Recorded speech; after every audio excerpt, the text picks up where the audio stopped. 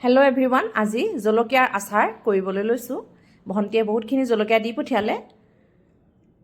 এয়া মই এটা জলকীয়া ৩-৪ ডোখৰকৈ কাটি লৈছোঁ কেঁচি এখনেৰে। এয়া হৈ গৈছে মোৰ কটা জলকীয়া। আৰু আদাও এনেদৰে মই অকণমান শুকুৱাই লৈছিলোঁ, এই আদাও কাটি লৈছোঁ, ভাল লাগে। আৰু এতিয়া মই সৰিয়হ এনেদৰে এটা বাতিত দি লৈছোঁ, এটা জোখ কৰি লৈছোঁ। আৰু এইখিনি মই নিতিয়াওঁ, এনেদৰে শুকানকৈ অকণমান গৰম কৰি মিক্সাৰ বাতি এটাত দি অকণমান আধা গুড়া কৰি লৈছোঁ।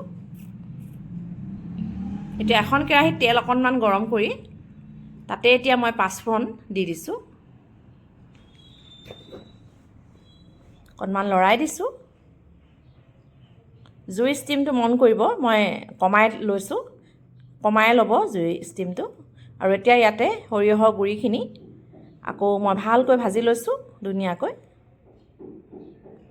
এতিয়া জিৰা গুড়ি, মিৰ্চ মছলা, কাশ্মীৰ মিৰ্চ আৰু নিমখ হালধি আৰু অকণমান ধনিয়া গুড়ি দি এইখিনিও ভালকৈ লৰাইছোঁ, ধুনীয়াকৈ মিলাই দিছোঁ। ইয়াতে এতিয়া জলকীয়াখিনি মই দি লৈছোঁ। জলকীয়াখিনিও এতিয়া ভালকৈ লৰাই দিম চাৰিওফালে। দেখিবলৈ খুব ধুনীয়া লাগিছে, সেউজীয়া আৰু ৰঙা, একেবাৰে পকা জলকীয়া। আৰু কেইটামান সৰিয়হ গোটাকেও মই দি দিছোঁ।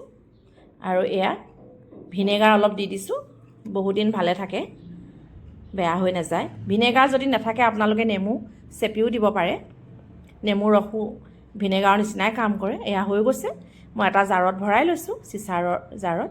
আৰু এতিয়া এইখিনি ৰদাই খাব পৰা হ'লে